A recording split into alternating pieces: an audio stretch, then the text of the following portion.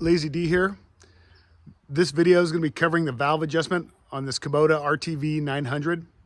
If you find this information useful or helpful, please like, comment, or subscribe. Thank you. So I'm set up on the passenger side here. What we're going to have to do is disconnect this terminal strip here that is the bus bar for the glow plugs in that connection. Pop this hose off, and then there's 4 10mm around the edge of this valve cover we're going to take off, and this whole thing should come off. Additionally, this side panel here, this plug needs to come out so we can align our top dead center mark. So I'm going to get set up so you can watch me do this. So first I'm going to take off these glow plug connections. This is a 7mm.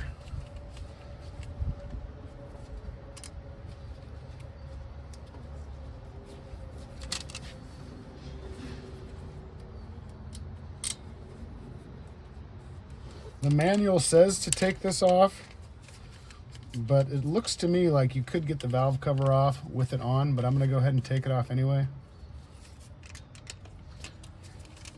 Something to think about is in a few minutes when I get ready, I'm going to crank this over to try to get the engine at top dead center or bump the starter. When I turn the key, this glow plug terminal is going to be a hot 12 volts. So I want to make sure when I have this off, it's wrapped up and it's against something that's not going to arc or short something out. So I'm going to go ahead and put a little rag around it.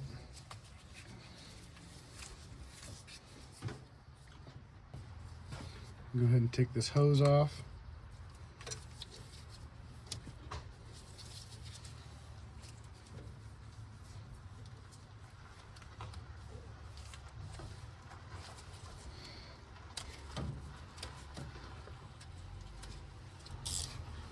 And now these 4 10mm that hold the valve cover down. I would recommend definitely using hand tools to take the valve cover off. If you have one that's a little bit seized because it hasn't been off in a long time, because these are a shouldered bolt, it could happen, or it gets seized in that the area it passes through on the valve cover, you'll snap it pretty quick with an impact. If you use hand tools, you'll know it and you'll have a better chance of working it out.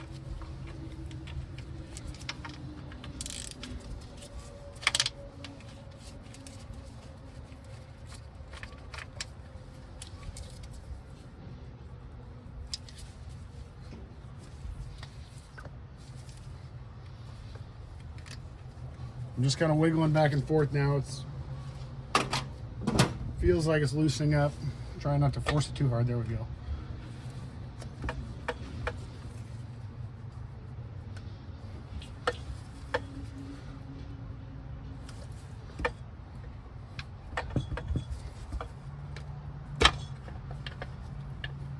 There we go.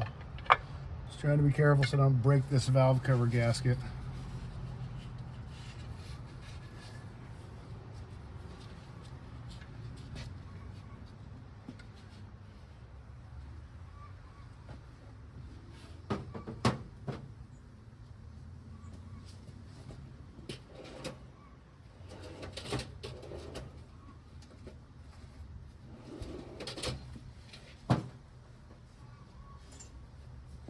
So now I'm just getting this cap off here.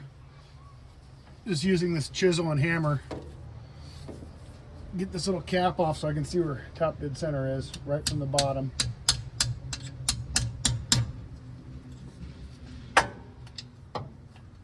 Yeah, just with a little tapping, it come right out. So cylinder 1 is where we want top dead center. I'm looking at the engine, and it looks to me like the intake valves are this one, and this one, and the exhaust valves are this one, and this one. So ideally, we want cylinder number 1 in top dead center for the first adjustment. So I'm going to kind of bump the starter and keep an eye on these rocker arms, and then check on the side here. I'll show you when that line is lined up, or the mark is lined up.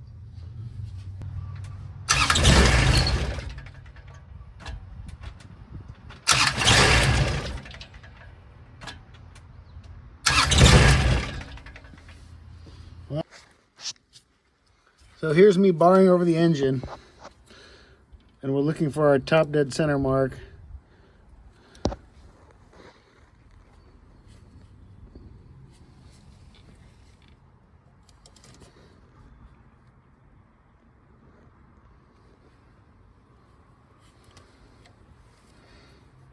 So all I'm seeing is there's a few lines, and I see 1 TC, so I'm assuming that means 1 top center.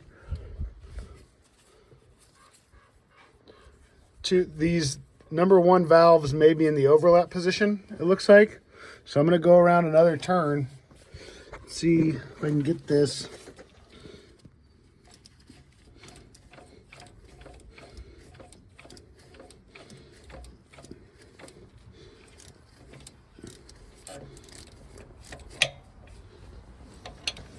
So what I'm using to turn this is on the front of the crankshaft down here.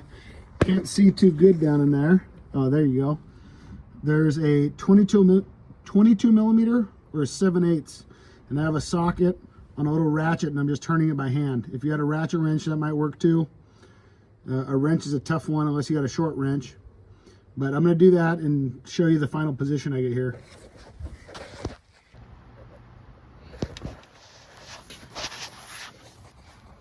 I'm in the number 1 TDC position.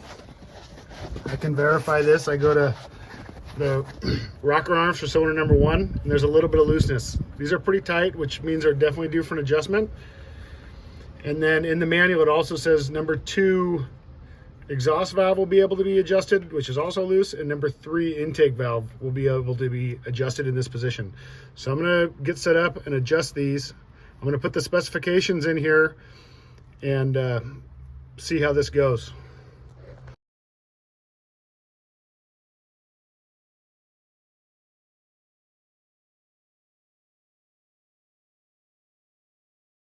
So the clearance for this is basically 6 to 8 thousandths. I'm gonna put up on the screen what the manual actually says.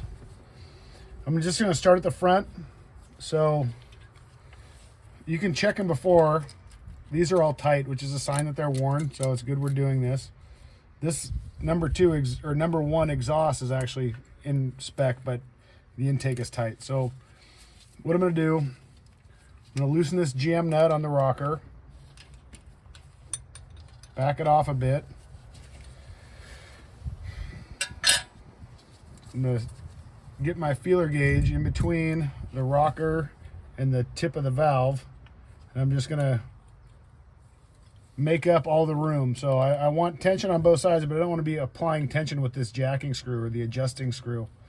So just until you feel kind of tension on both sides, and if you get it real loose and kind of work up to it, it's pretty obvious where that point is. You can kind of feel that just with really light pressure it stops turning.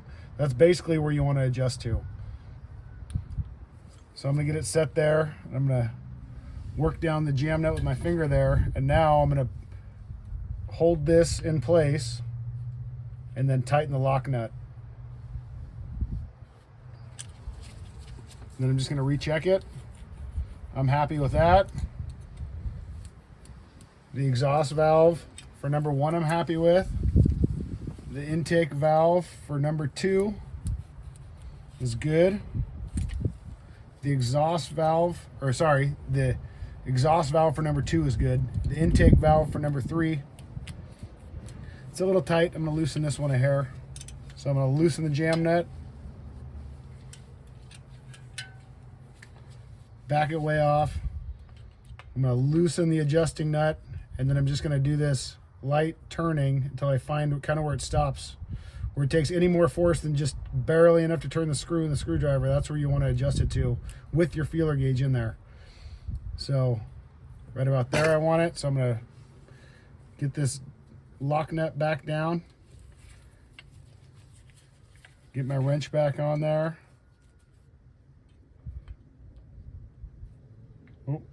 Hold the lock nut or hold the adjusting screw in place while you tighten the lock nut, and then double check when you're done. So I've done all the ones I can do in this position. I'm going to turn over the engine 360 degrees and do these last 2, which are the intake for number 2 and the exhaust for number 3. And I'm just kind of watching these rocker arms now as I'm going around, because I know that the top dead center 360 degrees away is going to be at cylinder number 1 valve overlap, which means both valves will be slightly open at the same time.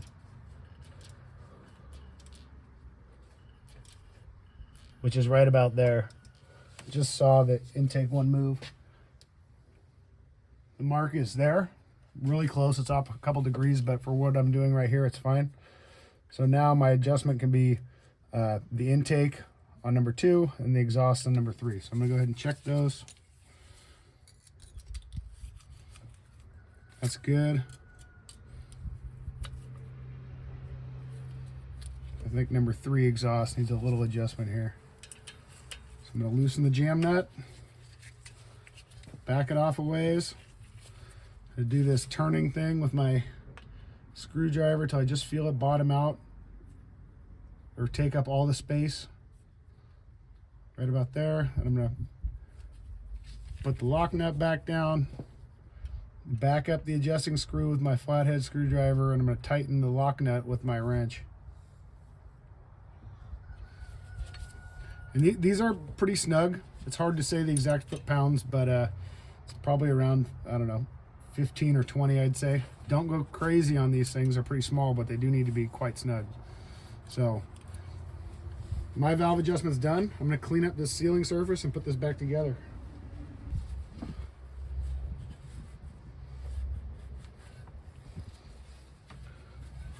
As I'm wiping this, I'm thinking about how the barring tool or the wrench I've been using to turn the engine over is still attached. So definitely don't forget to take that off before you crank the engine, or you will create more damage than you tried to prevent.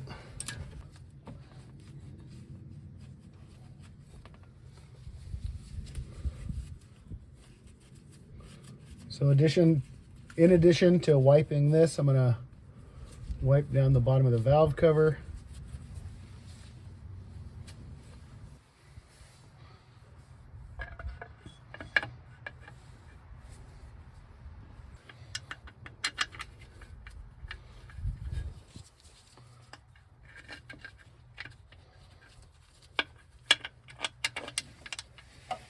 Sure, I tighten these by hand as well.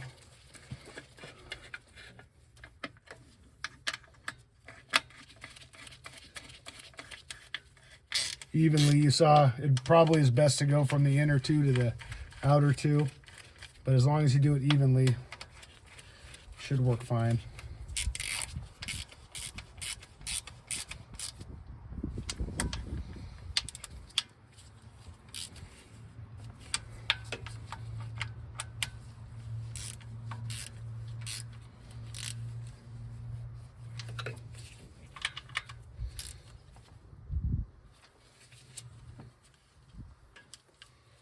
Put this hose back on. It's your PCV.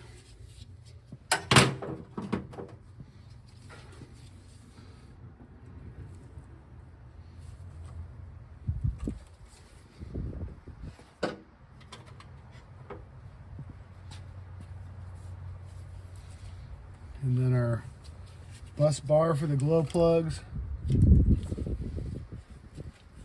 and the electrical connector.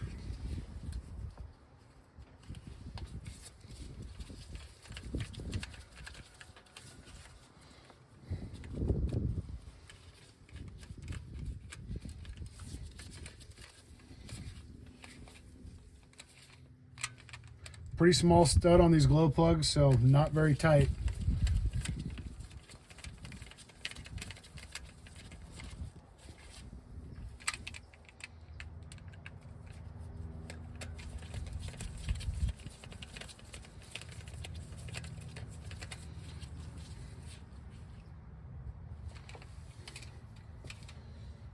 That's it. Pretty easy valve adjustment with a few simple tools.